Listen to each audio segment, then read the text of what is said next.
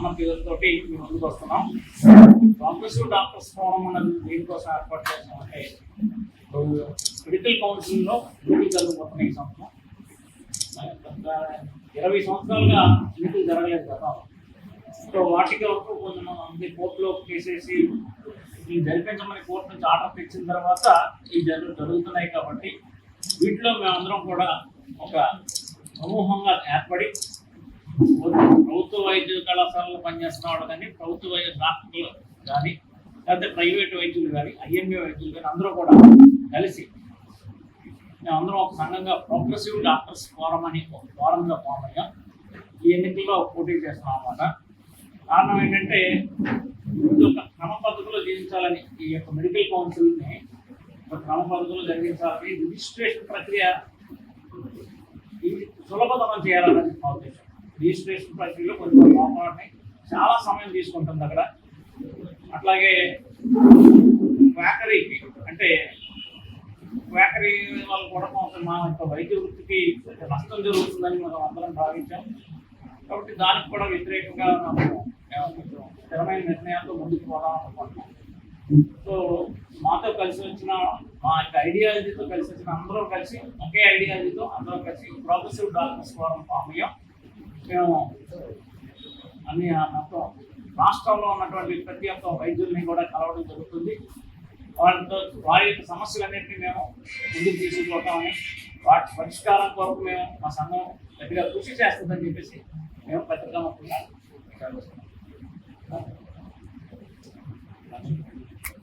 అందరికీ నమస్కారం అండి. నా పేరు డాక్టర్ రోహిత్ కర్నాటి, ఎండి జనరల్ మెడిసిన్. నేను కావలిలో ఉంటాను అండ్ అల్లూరు ప్రభుత్వ ఆసుపత్రిలో డిప్యూటీ సివిల్ సర్జన్గా పనిచేస్తున్నాను. అయితే ఈరోజు మేము కావచ్చు, నేను కావచ్చు, నాతో పాటు మా టీమ్ ఆఫ్ డాక్టర్స్ కావచ్చు, ఇక్కడ మేమందరం ఎందుకు అసెంబ్లీ అయ్యామనంటే ఇప్పుడు 20 సంవత్సరాల తర్వాత ఆంధ్రప్రదేశ్లో మెడికల్ కౌన్సిల్ ఎన్నికలు జరగబోతున్నాయి. 20 సంవత్సరాల నుంచి ఎందుకు జరగలేదు అని అంటే అది కేవలం నిర్లక్ష్యం వల్లనే జరగలేదు. అది ఇటు మా డాక్టర్ సైడ్ నుంచి కావచ్చు, అటు మిగతా వాళ్ళ సైడ్ నుంచి కావచ్చు, పట్టించుకోలేదు ఎవరు. ఒక ప్యానల్, నామినేటెడ్ ప్యానల్ ఎన్నుకుంటారు. ఆ నామినేటెడ్ ప్యానలే సంవత్సరాల తరబడి వాళ్ళే చేస్తూ అక్కడ రిజిస్ట్రేషన్ ప్రాసెస్ కఠినత్వం కానీ, లేకపోతే ఇందాక సార్ చెప్పినట్టుగా మిగతా విషయాలు కానీ, ఎగ్జాంపుల్ మన ఆంధ్రప్రదేశ్ స్టేట్లో గవర్నమెంట్ కావచ్చు, నాన్ గవర్నమెంట్ కావచ్చు, డాక్టర్స్ అనే వాళ్ళు క్వాలిఫైడ్ రిజిస్టర్డ్ మెడికల్ ప్రాక్టీషనర్స్ ఎవరైతే ఉన్నారో క్వాలిఫైడ్ డాక్టర్స్ దాదాపు లక్షల్లో ఉన్నారండి. కానీ టోటల్గా ఇప్పుడు ప్రెసెంట్ ఆంధ్రప్రదేశ్ మెడికల్ కౌన్సిల్లో రిజిస్టర్డ్ డాక్టర్స్ ఎంతమంది ఉన్నారు అంటే జస్ట్ 55,000 మంది మాత్రమే ఉన్నారు.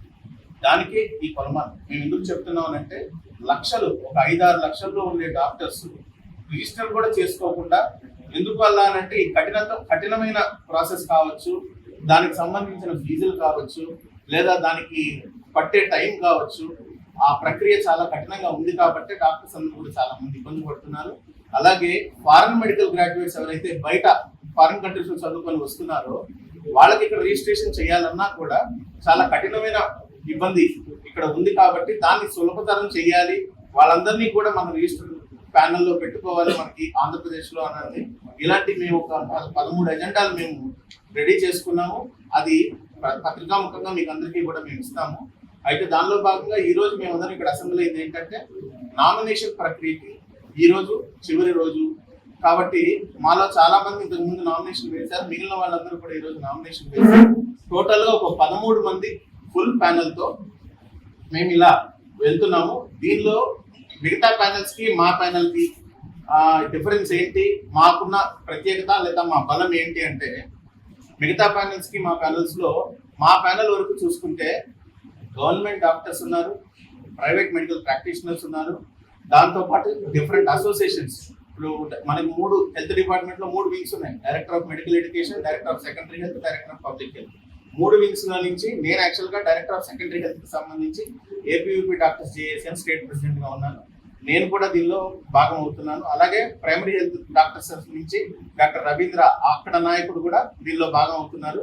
అలాగే మాలాగా లైక్ మైండెడ్ పీపుల్, ఇప్పుడు బాబ్జీ శ్యామ్ గారు మాట్లాడినట్టుగా జీడీఏ ఏపీ అని వాళ్ళు కూడా 3 అసోసియేషన్స్, దాంతో పాటు other government doctors plus private medical practitioners, youngsters and senior persons అందరూ కలిసి మేము ఇలా ముందుకు రావాలనుకుంటున్నాం. దీనిలో భాగంగా ఎక్కువ అంటే అతిశయోక్తి కాదు, మా దగ్గర ఉన్న డాక్టర్స్ ఎవరైతే ఇప్పుడు సీనియర్స్ ఎవరైతే ఉన్నారో ఆల్మోస్ట్ మేమందరం కూడా వాళ్ళ దగ్గర పాఠాలు నేర్చుకున్న వాళ్ళని.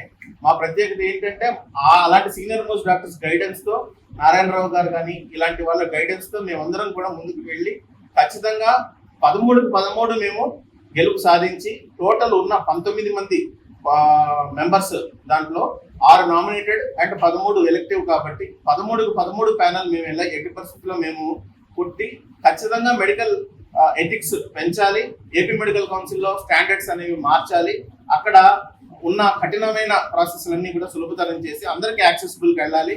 నాన్ రిజిస్టర్డ్ ప్రాక్టీషనర్స్ సర్టిఫికేట్ లేకుండా చదువుకోకుండా ఎవరైతే ప్రాక్టీస్ చేస్తూ పేద ప్రజలు లేదా పల్లెటూర్లలో ఎవరైతే ఆరోగ్యాలు కొల్లగొడుతున్నారో వాళ్ళ మీద కూడా కన్ను ఎర్ర ఖచ్చితంగా చేసి ఖచ్చితంగా దాని మీద కూడా మేము కఠినమైన రూల్స్ అండ్ చట్టాలు తీసుకురావాలి ఎట్టి పరిస్థితుల్లోనని మేమందరం కూడా ఒక మాట అనుకొని ఒక ప్యానల్ లా ఫామ్ అయ్యి, మెయిన్ మా ప్యానల్ పేరు ఏంటంటే పీడిఎఫ్ అంటే అందరికీ కూడా చాలా ఈజీగా రీచబుల్ అవుతుంది. పీడిఎఫ్ అంటే ప్రోగ్రెసివ్ డాక్టర్ ఫోరం.